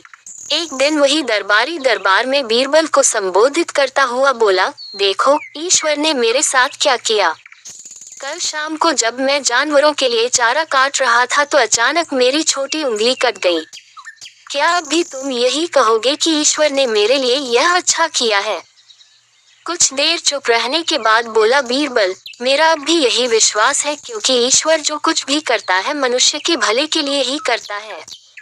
सुनकर वह दरबारी नाराज हो गया कि मेरी तो उंगली कट गई और बीरबल को इसमें भी अच्छाई नजर आ रही है। मेरी पीड़ा तो जैसे कुछ भी नहीं। कुछ अन्य दरबारियों ने भी उसके सुर में सुर मिलाया। तभी बीच में हस्तक्षेप करते हुए बादशाह अकबर बोले, बीरबल हम भी अल्लाह पर भरोसा रखते हैं, लेकिन यहाँ तुम्हारी बात से सहमत नहीं। इस दरबारी के मामले में ऐसी कोई बात नहीं दिखाई देती जिसके लिए उसकी तारीफ की जाए। बीरबल मुस्कराता हुआ बोला, ठीक है जहाँ पनाह, समय ही बताएगा। अब 3 महीने बीत चुके थे। वह दरबारी जिसकी उंगली कट गई थी, घने जंगल में शिकार खेलने निकला हुआ था। एक हिरन का पीछा करते वह भटककर आदिवासियों के हाथों में जा पड़ा। वे आदिवासी अपने देवता को प्रसन्न करने के लिए मानव बलि में विश्वास रखते थे। अतः वे उस दरबारी को पकड़कर मंदिर में ले गए बलि चढ़ाने के लिए। लेकिन जब पुजारी ने उसके शरीर का निरीक्षण किया तो हाथ की एक उंगली कंपाई। नहीं, इस आदमी की बलि नहीं दी जा सकती। मंदिर का पुजारी बोला, यदि 9 उंगलियों वाले इस आदमी को बलि चढ़ा दिया गया तो हमारे देवता बजाय प्रसन्न होने के क्रोधित हो जाएंगे। अधूरी बलि उन्हें पसंद नहीं। हमें महामारियों, बाढ़ या सूखे का प्रकोप झेलना पड़ सकता है, इसलिए इसे छोड़ देना ही ठीक होगा। और उस दरबारी को मुक्त कर दिया गया। अगले दिन वह दरबारी दरबार में बीरबल के पास आकर रोने लगा। तभी बादशाह भी दरबार में आ पहुंचे और उस दरबारी को बीरबल के सामने रोता देखकर हैरान रह गए। तुम्हें क्या हुआ, रो क्यों रहे हो? अकबर ने सवाल किया। जवाब में उस दरबारी ने अपनी आपबीती विस्तार से कह सुनाई। वह बोला, अब मुझे विश्वास हो गया है कि ईश्वर जो कुछ भी करता है मनुष्य के भले के लिए ही करता है। यदि मेरी उंगली न कटी होती तो निश्चित ही आदिवासी मेरी बलि चढ़ा देते। इसीलिए मैं रो रहा हूँ, लेकिन ये आंसू खुशी के हैं। मैं खुश हूँ क्योंकि मैं जिंदा हूँ। बीरबल के ईश्वर पर विश्वास को संदेह की दृष्टि से देखना मेरी भूल थी। अकबर ने मंद मंद मुस्कुराते हुए दरबारियों की ओर देखा, जो सिर झुकाए चुपचाप खड़े थे। अकबर को गर्व महसूस हो रहा था कि बीरबल जैसा बुद्धिमान उसके दरबारियों में से एक है। बादशाह अकबर घुड़सवारी के इतने शौकीन थे कि पसंद आने पर घोड़े का मुमानगा दाम देने को तैयार रहते थे। दूर दराज के मुल्कों जैसे अरब, पर्शिया आदि से घोड़ों के विक्रेता मजबूत व आकर्षक घोड़े लेकर दरबार में आया करते थे। बादशाह अपने व्यक्तिगत इस्तेमाल के लिए चुने गए घोड़े की अच्छी कीमत दिया करते थे। जो घोड़े बादशाह की रुचि के नहीं होते थे उन्हें सेना के लिए खरीद लिया जाता था। अकबर के दरबार में घोड़े के विक्रेताओं का अच्छा व्यापार होता था।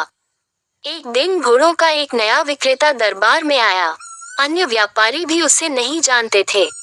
उसने 2 बेहद आकर्षक घोड़े बादशाह को बेचे और कहा कि वह ठीक ऐसे ही 100 घोड़े और लाकर दे सकता है, बशर्ते उसे आधी कीमत पेशगी दे दी जाए। बादशाह को चूंकि घोड़े बहुत पसंद आए थे, सो वैसे ही 100 और घोड़े लेने का तुरंत मन बना लिया। बादशाह ने अपने खजांची को बुलाकर व्यापारी को आधी रकम अदा करने को कहा। खजांची उस व्यापारी को लेकर खजाने की ओर चल दिया।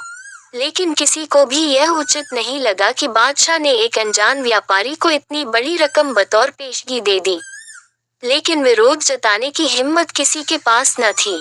सभी चाहते थे कि बीरबल यह मामला उठाए। बीरबल भी इस सौदे से खुश न था। वह बोला, हुजूर, कल मुझे आपने शहर भर के मूर्खों की सूची बनाने को कहा था। मुझे खेद है कि उस सूची में आपका नाम सबसे ऊपर है। बादशाह अकबर का चेहरा मारे गुस्से की सुर्ख हो गया। उन्हें लगा कि बीरबल ने भरे दरबार में विदेशी मेहमानों के सामने उनका अपमान किया है। गुस्से से भरे बादशाह चिल्लाए, तुम्हारी हिम्मत कैसे हुई हमें मूर्ख बताने की? क्षमा करे बादशाह सलामत। बीरबल अपना सिर झुकाते हुए सम्मानित लहजे में बोला, आप चाहें तो मेरा सर कलम करवा दे। यदि आपके कहने पर तैयार की गई मूर्खों की फहरिस्त में आपका नाम सबसे ऊपर रखना आपको गलत लगे। दरबार में ऐसा सन्नाटा छा गया कि सुई गिरे तो आवाज सुनाई दे जाए। अब बादशाह अकबर अपना सीधा हाथ उठाए, तर्जनी को बीरबल की ओर ताने आगे बढ़े। दरबार में मौजूद सभी लोगों की सांस जैसे थम सी गई थी। उत्सुकता व उत्तेजना सभी के चेहरों पर नृत्य कर रही थी। उन्हें लगा कि बादशाह सलामत बीरबल का सिर धड़ से अलग कर देंगे। इससे पहले किसी की इतनी हिम्मत न हुई थी कि बादशाह को मूर्ख कहे। लेकिन बादशाह ने अपना हाथ बीरबल के कंधे पर रख दिया। वह कारण जानना चाहते थे। बीरबल समझ गया कि बादशाह क्या चाहते हैं। वह बोला, आपने घोड़ों के ऐसे व्यापारी को बिना सोचे समझे एक मोटी रकम पेशगी दे दी, जिसका अता पता भी कोई नहीं जानता। वह आपको धोखा भी दे सकता है। इसलिए मूर्खों की सूची में आपका नाम सबसे ऊपर है। हो सकता है कि अब वह व्यापारी वापस ही न लौटे। वह किसी अन्य देश में जाकर बस जाएगा और आपको ढूंढे नहीं मिलेगा। किसी से कोई भी सौदा करने के पूर्व उसके बारे में जानकारी तो होनी ही चाहिए। उस व्यापारी ने आपको मात्र 2 घोड़े बेचे और आप इतने मोहित हो गए कि मोटी रकम बिना उसको जाने पहचाने ही दे दी। यही कारण है, बस तुरंत खजाने में जाओ और रकम की अदायगी रुकवा दो। अकबर ने तुरंत अपने एक सेवक को दौड़ाया। बीरबल बोला, अब आपका नाम उस सूची में नहीं रहेगा। बादशाह अकबर कुछ क्षण तो बीरबल को घूरते रहे, फिर अपनी दृष्टि दरबारियों पर केंद्रित कर ठहाका लगाकर हंस पड़े। सभी लोगों ने राहत की सांस ली कि बादशाह को अपनी गलती का एहसास हो गया था। हंसी में दरबारियों ने भी साथ दिया और बीरबल की चतुराई की एक स्वर से प्रशंसा की। एक दिन बीरबल दरबार में उपस्थित नहीं थे। ऐसे में बीरबल से जलने वाले सभी सभासद बीरबल के खिलाफ अकबर के कान भर रहे थे। अक्सर ऐसा ही होता था, जब भी बीरबल दरबार में उपस्थित नहीं होते थे, तभी दरबारियों को मौका मिल जाता था। आज भी ऐसा ही मौका था। बादशाह के साले मुल्ला दो प्याजा की शह पाई कुछ सभासदों ने कहा, जहां पनाह, आप वास्तव में बीरबल को आवश्यकता से अधिक मान देते हैं। हम लोगों से ज्यादा उन्हें चाहते हैं। आपने उन्हें बहुत सिर चढ़ा रखा है, जबकि जो काम वे करते हैं वह हम भी कर सकते हैं, मगर आप हमें मौका ही नहीं देते। बादशाह को बीरबल की बुराई अच्छी नहीं लगती थी, अतः उन्होंने उन चारों की परीक्षा ली। देखो, आज बीरबल तो यहाँ है नहीं और मुझे अपने एक सवाल का जवाब चाहिए। यदि तुम लोगों ने मेरे प्रश्न का सही जवाब नहीं दिया तो मैं तुम चारों को फांसी पर चढ़वा दूंगा। बादशाह की बात सुनकर वे चारों घबरा गए। उनमें से एक ने हिम्मत करके कहा, प्रश्न बताए बादशाह सलामत। संसार में सबसे बड़ी चीज क्या है? और अच्छी तरह सोच समझ कर जवाब देना, वरना मैं कह चुका हूँ कि तुम लोगों को फांसी पर चढ़वा दिया जाएगा। बादशाह अकबर ने कहा, अटपटे जवाब हरगिज नहीं चलेंगे। जवाब एक हो और बिल्कुल सही हो। बादशाह सलामत, हमें कुछ दिनों की मोहलत दी जाए। उन्होंने सलाह करके कहा, ठीक है, तुम लोगों को 1 सप्ताह का समय देता हूँ। बादशाह ने कहा। चारों दरबारी चले गए और दरबार से बाहर आकर सोचने लगे कि सबसे बड़ी चीज क्या हो सकती है। एक दरबारी बोला, मेरी राय में तो अल्लाह से बड़ा कोई नहीं। अल्लाह कोई चीज नहीं है। कोई दूसरा उत्तर सोचो। दूसरा बोला, सबसे बड़ी चीज है भूख, जो आदमी से कुछ भी करवा देती है। तीसरे ने कहा, नहीं, भूख भी बर्दाश्त की जा सकती है। फिर क्या है सबसे बड़ी चीज? 6 दिन बीत गए लेकिन उन्हें कोई उत्तर नहीं सूझा। हार कर वे चारों बीरबल के पास पहुंचे और उसे पूरी घटना कह सुनाई, साथ ही हाथ जोड़कर विनती की कि प्रश्न का उत्तर बता दें। बीरबल ने मुस्कुराकर कहा, मैं तुम्हारे प्रश्न का उत्तर दूंगा, लेकिन मेरी एक शर्त है। हमें आपकी 1000 शर्तें मंजूर हैं। चारों ने एक स्वर में कहा, बस आप हमें इस प्रश्न का उत्तर बताकर हमारी जान बख्शी करवाएं। बताएं आपकी क्या शर्त है। तुम में से 2 अपने कंधों पर मेरी चारपाई रखकर दरबार तक ले चलोगे। एक मेरा हुक्का पकड़ेगा, एक मेरे जूते लेकर चलेगा। बीरबल ने अपनी शर्त बताते हुए कहा। ये सुनते ही वे चारों सन्नाटे में आ गए। उन्हें लगा मानो बीरबल ने उनके गाल पर कसकर तमाचा मार दिया हो, मगर वे कुछ बोले नहीं। अगर मौत का खौफ न होता तो वे बीरबल को मुंहतोड़ जवाब देते, मगर इस समय मजबूर थे, अतः तुरंत राजी हो गए। 2 ने अपने कंधों पर बीरबल की चारपाई उठाई, तीसरे ने उनका हुक्का और चौथा जूते लेकर चल दिया। रास्ते में लोग आश्चर्य से उन्हें देख रहे थे। दरबार में बादशाह ने भी यह मंजर देखा और वह मौजूद दरबारियों ने भी। कोई कुछ न समझ सका। तभी बीरबल बोले, महाराज, दुनिया में सबसे बड़ी चीज है गरज। अपनी गरज से ये पालकी यहाँ तक उठा कर लाए हैं। बादशाह मुस्कुराकर रह गए। वे चारों सिर झुकाकर एक ओर खड़े हो गए। बादशाह अकबर बीरबल से अक्सर अजीब सवाल तो पूछते ही थे, लेकिन एक दिन उन्होंने बीरबल को छकाने की एक तरकीब खोज निकाली। उन्होंने अपनी बेशकीमती अंगूठी छिपाकर एक सरदार को दे दी और उससे बात छुपाकर रखने के लिए कहा। जब बीरबल उनके पास आए तो बादशाह ने कहा, आज हमारी अंगूठी खो गई है। सुबह तो वह हमारे पास ही थी। शौच जाते वक्त मैंने उतार कर रख दी और जब वापस लौटा तो देखा कि अंगूठी गायब है। बीरबल चुपचाप सुनते रहे। बादशाह ने आगे कहा, मुझे यकीन है कि यह काम महल के ही किसी व्यक्ति का हुए। बाहरी आदमी ऐसी हिम्मत नहीं कर सकता। बीरबल, तुम ज्योतिष शास्त्र बखूबी जानते हो, अतः चोर का पता लगाओ। बीरबल ने उस जगह का पता पूछा जहां उन्होंने शौच जाने से पहले अंगूठी रखी थी। बादशाह अकबर ने एक अलमारी की ओर इशारा किया। बीरबल ने उस अलमारी के पास जाकर उससे कान लगाकर कुछ देर बाद हटा लेने का नाटक किया। देखने से ये लगता था जैसे वह कोई बात सुनने की कोशिश कर रहा है। कुछ देर बाद बीरबल ने बादशाह की तरफ देखकर कहा, अलमारी साफ बताती है कि जिसके पास अंगूठी है उसकी दाढ़ी में तिनका है। बीरबल की बात को जब पास ही बैठे सरदार ने सुना, जिसको बादशाह ने अंगूठी दी थी, तो ये घबराकर अपना मुंह और दाढ़ी टटोलने लगा। बीरबल पहले से ही चौकन्ने थे।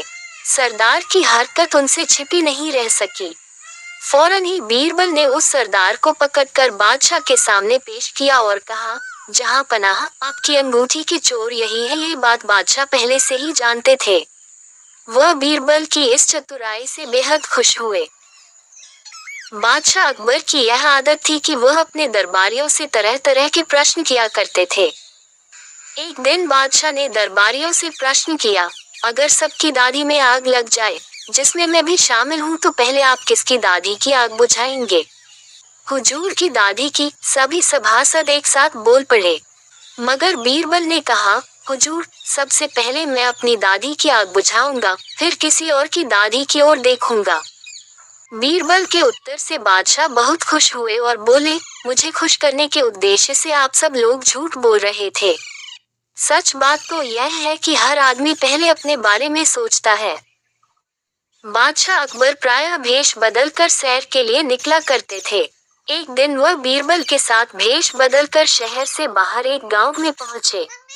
वहां बादशाह ने देखा कि एक कुत्ता रोटी के टुकड़े को, जो कई दिनों की हो जाने की वजह से सूखकर काली पड़ गई थी, चबा चबा कर खा रहा था। अचानक बादशाह को दिल लगी करने की सूझी। वह बोले, बीरबल, देखा, वह कुत्ता काली को खा रहा है। उद्धरण चिन्ह काली बीरबल की माँ का नाम था। वह समझ गए कि आलम अपना दिल लगी कर रहे हैं, किंतु इस भावना को दबाकर वे तुरंत बोले, आलम अपना उनके लिए वही जिंदगी और नेमत है। नेमत बादशाह की माँ का नाम था। बीरबल के जवाब को सुनकर बादशाह को चुप हो जाना पड़ा। बादशाह अकबर जंग में जाने की तैयारी कर रहे थे। फौज पूरी तरह तैयार थी। बादशाह भी अपने घोड़े पर सवार होकर आ गए। साथ में बीरबल भी था। बादशाह ने फौज को जंग के मैदान में कूच करने का निर्देश दिया। बादशाह आगे आगे थे, पीछे पीछे उनकी विशाल फौज चली आ रही थी। रास्ते में बादशाह को जिज्ञासा हुई और उन्होंने बीरबल से पूछा, क्या तुम बता सकते हो कि जंग में जीत किसकी होगी? हुजूर, इस सवाल का जवाब तो मैं जंग के बाद ही दूंगा। बीरबल ने कहा। कुछ देर बाद फौज जंग के मैदान में पहुंच गई। वहां पहुंचकर बीरबल ने कहा, हुजूर, अब मैं आपके सवाल का जवाब देता हूं और जवाब यह है कि जीत आपकी ही होगी। ये तुम अभी कैसे कह सकते हो, जबकि दुश्मन की फौज भी बहुत विशाल है? बादशाह ने शंका जाहिर की। हुजूर, दुश्मन हाथी पर सवार है और हाथी तो सूंड से मिट्टी अपने ऊपर ही फेंकता है तथा अपनी ही मस्ती में रहता है, जबकि आप घोड़े पर सवार हैं और घोड़ों को तो गाजी मर्द कहा जाता है। घोड़ा आपको कभी धोखा नहीं देगा। बीरबल ने कहा। उस जंग में जीत बादशाह अकबर की ही हुई। एक बार बादशाह अकबर ने बीरबल से पूछा, क्या तुम हमें 3 तरह की खूबियां एक ही आदमी में दिखा सकते हो? जी हुजूर, पहली तोते की, दूसरी शेर की, तीसरी गधे की। परंतु आज नहीं, कल। बीरबल ने कहा, ठीक है, तुम्हें कल का समय दिया जाता है, बादशाह ने इजाजत देते हुए कहा। अगले दिन बीरबल एक व्यक्ति को पालकी में डालकर लाया और उसे पालकी से बाहर निकाला। फिर उस आदमी को शराब का एक पैगा दिया। शराब पीकर वह आदमी डरकर बादशाह से विनती करने लगा, हुजूर, मुझे माफ कर दो, मैं एक बहुत गरीब आदमी हूँ। बीरबल ने बादशाह को बताया, ये तोते की बोली है। कुछ देर बाद उस आदमी को एक पैगा और दिया तो वह नशे में बादशाह से बोला, अरे जाओ, तुम दिल्ली के बादशाह हो तो क्या, हम भी अपने घर के बादशाह हैं। हमें ज्यादा नखरे मत दिखाओ। बीरबल ने बताया, ये शेर की बोली है। कुछ देर बाद उस आदमी को एक पैगा और दिया तो वह नशे में एक तरफ गिर गया और नशे में उटपटांग बड़बड़ाने लगा। बीरबल ने उसे एक लात लगाते हुए बादशाह से कहा, हुजूर, ये गधे की बोली है। बादशाह बहुत खुश हुए। उन्होंने बीरबल को बहुत सा इनाम दिया। बीरबल तंबाकू खाया करते थे, मगर अकबर बादशाह नहीं खाते थे। एक दिन अकबर बादशाह को लज्जित करने के लिए सैर का बहाना करके तंबाकू के खेत में ले गए। वहां जाकर उन्होंने एक गधा खेत में चरने के लिए छुड़वा दिया। जब गधे ने तंबाकू नहीं खाई तो अकबर बादशाह बोले, बीरबल, देखो, तंबाकू कैसी बुरी चीज है, इसे गधा तक नहीं खाता। उद्धरण चिन्ह, हाँ जहाँ पनाह, ये सच है, गधे तंबाकू नहीं खाते, इंसान ही खाते हैं, बीरबल ने जवाब दिया। बीरबल का एक कटाक्ष सुनकर बादशाह अकबर शर्म से पानी पानी हो गए। एक दिन बादशाह अकबर घोड़े पर बैठकर शाही बाग में घूमने गए। साथ में बीरबल भी था। चारों ओर हरे भरे वृक्ष और हरी हरी घास देखकर अकबर को बहुत आनंद आया। उन्हें लगा कि बगीचे में सैर करने के लिए तो घोड़ा भी हरे रंग का ही होना चाहिए। उन्होंने बीरबल से कहा, बीरबल, मुझे हरे रंग का घोड़ा चाहिए। तुम मुझे 7 दिन में हरे रंग का घोड़ा ला दो। यदि तुम हरे रंग का घोड़ा न ला सके तो हमें अपनी शक्ल मत दिखाना। हरे रंग का घोड़ा तो होता ही नहीं है। अकबर और बीरबल दोनों को यह मालूम था, लेकिन अकबर को तो बीरबल की परीक्षा लेनी थी। दरअसल इस प्रकार के अटपटे सवाल करके वे चाहते थे कि बीरबल अपनी हार स्वीकार कर ले और कहे कि जहां पनाह मैं हार गया, मगर बीरबल भी अपने जैसे एक ही थे। बीरबल के हर सवाल का सटीक उत्तर देते थे कि बादशाह अकबर को मुंह की खानी पड़ती थी। बीरबल हरे रंग के छोर की खोज के बहाने 7 दिन तक इधर उधर घूमते रहे। 8वें दिन वे दरबार में हाजिर हुए और बादशाह से बोले, जहां पनाह, मुझे हरे रंग का घोड़ा मिल गया है। बादशाह को आश्चर्य हुआ। उन्होंने कहा, जल्दी बताओ, कहाँ है हरा घोड़ा? बीरबल ने कहा, जहां पनाह, घोड़ा तो आपको मिल जाएगा। मैंने बड़ी मुश्किल से उसे खोजा है, मगर उसके मालिक ने 2 शर्त रखी हैं। बादशाह ने कहा, क्या शर्तें हैं? पहली शर्त तो यह है कि घोड़ा लेने के लिए आपको स्वयं जाना होगा। ये तो बड़ी आसान शर्त है। दूसरी शर्त क्या है? घोड़ा खास रंग का है, इसलिए उसे लाने का दिन भी खास ही होगा। उसका मालिक कहता है कि सप्ताह के 7 दिनों के अलावा किसी भी दिन आकर उसे ले जाओ। अकबर बीरबल का मुंह देखते रह गए। बीरबल ने हंसते हुए कहा, जहां पनाह, हरे रंग का घोड़ा लाना हो तो उसकी शर्तें भी माननी ही पड़ेगी। अकबर खिलखिलाकर हंस पड़े। बीरबल की चतुराई से वह खुश हुए। समझ गए कि बीरबल को मूर्ख बनाना सरल नहीं है। बादशाह अकबर एक सुबह उठते ही अपनी दाढ़ी खुजलाते हुए बोले, अरे कोई है। तुरंत एक सेवक हाजिर हुआ। उसे देखते ही बादशाह बोले, जाओ, जल्दी बुलाकर लाओ, फौरन हाजिर करो। सेवक की समझ में कुछ नहीं आया कि किसे बुलाकर लाए, किसे हाजिर करें। बादशाह से पटल कर सवाल करने की तो उसकी हिम्मत ही नहीं थी। उस सेवक ने यह बात दूसरे सेवक को बताई, दूसरे ने तीसरे को और तीसरे ने चौथे को। इस तरह सभी सेवक इस बात को जान गए और सभी उलझन में पड़ गए कि किसे बुलाकर लाए, किसे हाजिर करें। बीरबल सुबह घूमने निकले थे। उन्होंने बादशाह के निजी सेवकों को भाग दौड़ करते देखा तो समझ गए कि जरूर बादशाह ने कोई अनोखा काम बता दिया होगा जो इनकी समझ से बाहर है। उन्होंने एक सेवक को बुलाकर पूछा, क्या बात है, ये भाग दौड़ किस लिए हो रही है? सेवक ने बीरबल को सारी बात बताई। महाराज, हमारी रक्षा करें, हम समझ नहीं पा रहे हैं कि किसे बुलाना है। अगर जल्दी बुलाकर नहीं ले गए तो हम पर आफत आ जाएगी। बीरबल ने पूछा, ये बताओ कि हुक्म देते समय बादशाह क्या कर रहे थे। बादशाह के निजी सेवक, जिसे हुक्म मिला था, उसे बीरबल के सामने हाजिर किया तो उसने बताया, जिस समय मुझे तलब किया उस समय तो बिस्तर पर बैठे अपनी दाढ़ी खुजला रहे थे। बीरबल तुरंत सारी बात समझ गए और उनके होंठों पर मुस्कान उभर आई। फिर उन्होंने उस सेवक से कहा, तुम हजाम को ले जाओ। सेवक हजाम को बुला लाया और उसे बादशाह के सामने हाजिर कर दिया। बादशाह सोचने लगे, मैंने इसे ये तो बताया ही नहीं था कि किसे बुलाकर लाना है, फिर यह हजाम को लेकर कैसे हाजिर हो गया। बादशाह ने सेवक से पूछा, सच बताओ, हजाम को तुम अपने मन से ले आए हो या किसी ने उसे ले आने का सुझाव दिया था।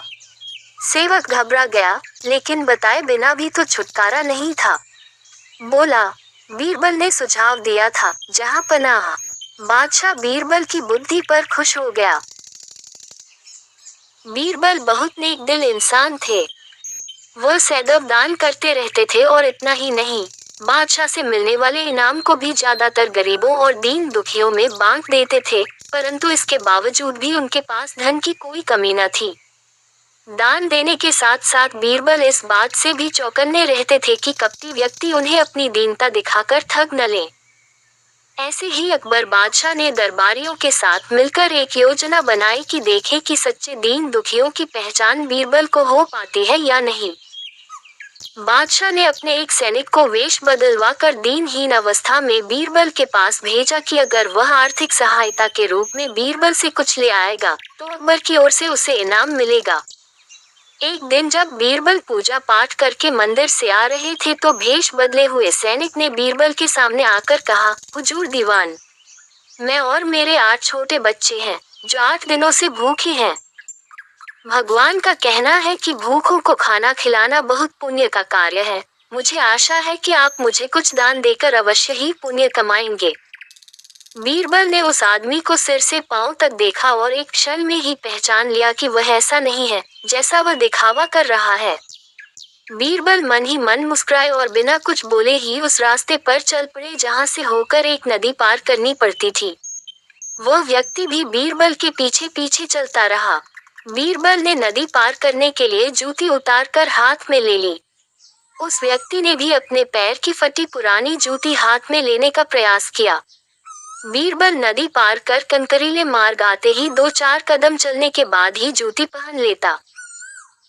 बीरबल ये बात भी गौर कर चुके थे कि नदी पार करते समय उसका पैर धुलने के कारण वह व्यक्ति और भी साफ सुथरा, चिकना, मुलायम गोरी चमड़ी का दिखने लगा था, इसलिए वह मुलायम पैरों से कंकरीले मार्ग पर नहीं चल सकता था।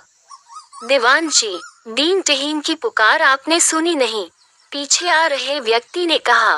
बीरबल बोले, जो मुझे पापी बनाए मैं उसकी पुकार कैसे सुन सकता हूँ? उद्धरण चिन्ह, क्या कहा? क्या आप मेरी सहायता करके पापी बन जाएंगे? हाँ, वह इसलिए कि शास्त्रों में लिखा है कि बच्चे का जन्म होने से पहले ही भगवान उसके भोजन का प्रबंध करते हुए उसकी माँ के स्तनों में दूध दे देता है, उसके लिए भोजन की व्यवस्था भी कर देता है। ये भी कहा जाता है कि भगवान इंसान को भूखा उठाता है पर भूखा सुलाता नहीं है। इन सब बातों के बाद भी तुम अपने आप को 8 दिन से भूखा कह रहे हो। इन सब स्थितियों को देखते हुए यही समझना चाहिए कि भगवान तुमसे रुष्ट है और वह तुम्हें और तुम्हारे परिवार को भूखा रखना चाहते हैं, लेकिन मैं उसका सेवक हूँ। अगर मैं तुम्हारा पेट भर दूं तो ईश्वर मुझ पर रुष्ट होगा ही। मैं ईश्वर के विरुद्ध नहीं जा सकता, न बाबा ना। मैं तुम्हें भोजन नहीं करा सकता, क्योंकि यह सब कोई पापी ही कर सकता है। बीरबल का ये जवाब सुनकर वह चला गया। उसने इस बात की बादशाह और दरबारियों को सूचना दी। बादशाह अब ये समझ गए कि बीरबल ने उसकी चालाकी पकड़ ली है। अगले दिन बादशाह ने बीरबल से पूछा, बीरबल, तुम्हारे धर्म कर्म की बड़ी चर्चा है पर तुमने कल एक भूखे को निराश ही लौटा दिया, क्यों? आलम अपना, मैंने किसी भूखे को नहीं बल्कि एक ढोंगी को लौटा दिया था और मैं ये बात भी जान गया हूँ कि वह ढोंगी आपके कहने पर मुझे बेवकूफ बनाने आया था।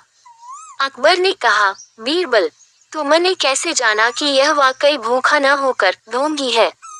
उसके पैरों और पैरों की चप्पल देखकर ये सच है कि उसने अच्छा भेष बनाया था, मगर उसके पैरों की चप्पल कीमती थी। बीरबल ने आगे कहा, माना कि चप्पल उसे भीख में मिल सकती थी, पर उसके कोमल मुलायम पैर तो भीख में नहीं मिले थे, इसलिए कंक की गलन सहन न कर सके। इतना कहकर बीरबल ने बताया कि किस प्रकार उसने उस मनुष्य की परीक्षा लेकर जान लिया कि उसे नंगे पैर चलने की भी आदत नहीं, वह दरिद्र नहीं बल्कि किसी अच्छे कुल का खाता कमाता पुरुष है। बादशाह बोले, क्यों न हो, वह मेरा खास सैनिक है। फिर बहुत प्रसन्न होकर बोले, सचमुच बीरबल, माबदौलत तुमसे बहुत खुश हुए। तुम्हें धोखा देना आसान काम नहीं है। बादशाह के साथ साजिश में शामिल हुए सभी दरबारियों के चेहरे बुझ गए। एक दिन बादशाह अकबर के दरबार में जोरों का कोलाहल सुनाई दिया। सभी लोग बीरबल के खिलाफ नारे लगा रहे थे। बीरबल बदमाश है, पापी है, इसे दंड दो। बादशाह ने भारी जनमत को बीरबल के खिलाफ देख आज्ञा दी कि बीरबल को सूली पर चढ़ा दिया जाए। दिन तय हुआ। बीरबल ने अपनी अंतिम बात कहने की आज्ञा मांगी। आज्ञा मिलने पर उसने कहा, मैंने सारी चीजें तो आपको बता दी, पर मोती बोने की कला नहीं सिखा पाया। अकबर बोला, सच क्या तुम वह जानते हो? तो ठीक है, जब तक मैं ये सीख न लूं, तुम्हें जीने का अवसर दिया जाता है। बीरबल ने कुछ विशेष महलों की ओर इशारा करते हुए कहा, इन्हें ढहा दिया जाए क्योंकि इसी जमीन में उत्तम मोती पैदा हो सकते हैं।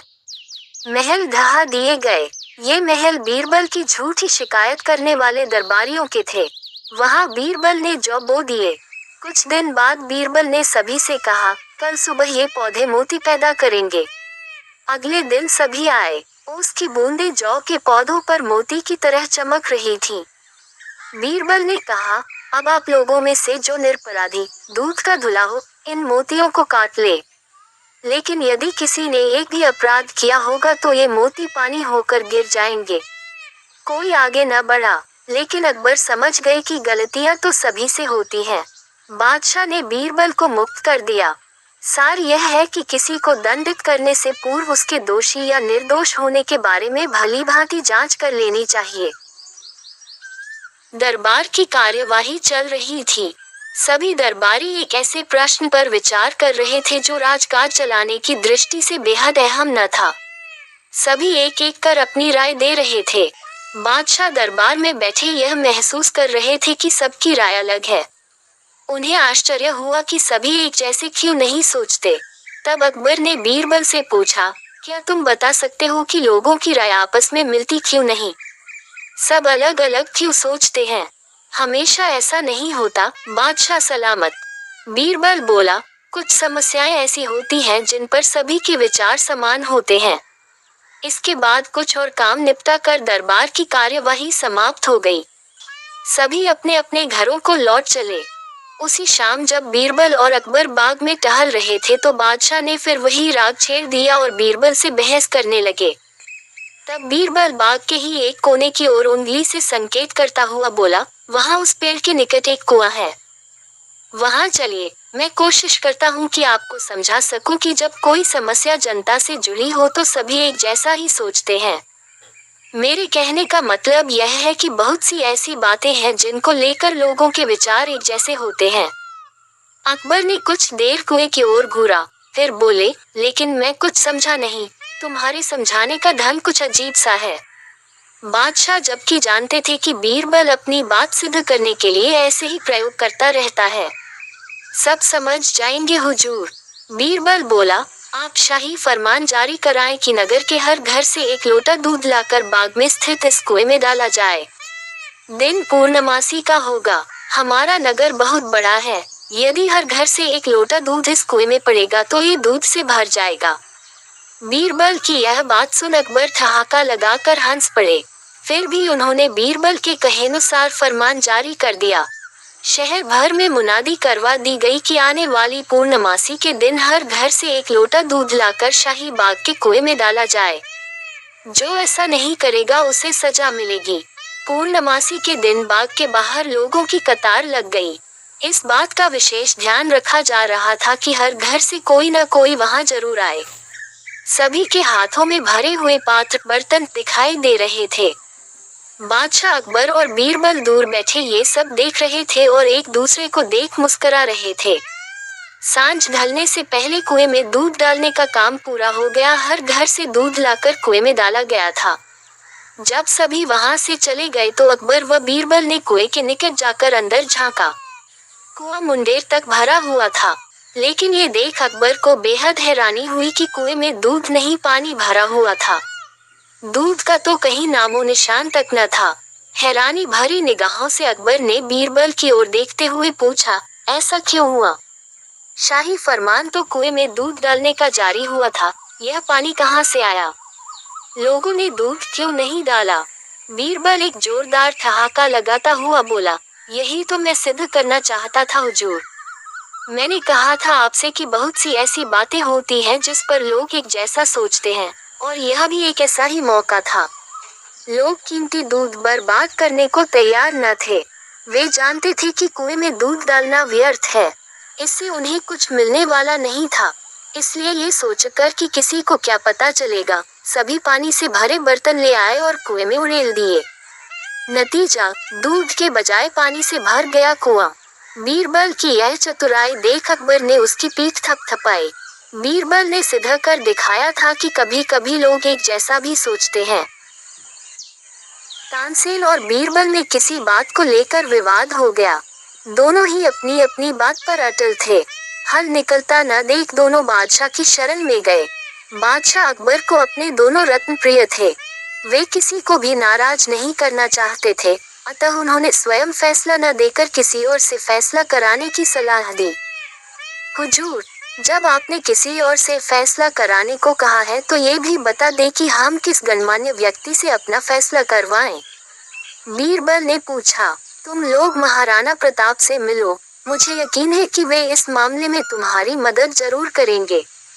बादशाह अकबर ने जवाब दिया।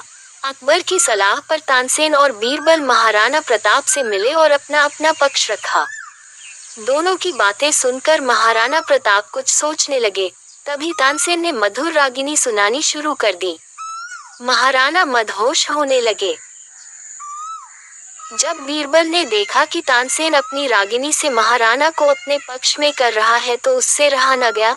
तुरंत बोला, महाराणा जी, अब मैं आपको एक सच्ची बात बताने जा रहा हूँ। जब हम दोनों आपके पास आ रहे थे तो मैंने पुष्कर जी में जाकर प्रार्थना की थी कि मेरा पक्ष सही होगा तो 100 गाय दान करूंगा, और मियां तानसेन जी ने प्रार्थना कर यह मन्नत मांगी कि यदि वह सही होंगे तो 100 गायों की कुर्बानी देंगे। महाराणा जी, अब 100 गायों की जिंदगी आपके हाथों में है। बीरबल की यह बात सुनकर महाराणा चौंक गए। भला एक हिंदू शासक होकर गोहत्या के बारे में सोच कैसे सकते थे? उन्होंने तुरंत बीरबल के पक्ष को सही बताया। जब बादशाह अकबर को ये बात पता चली तो वह बहुत हंसे।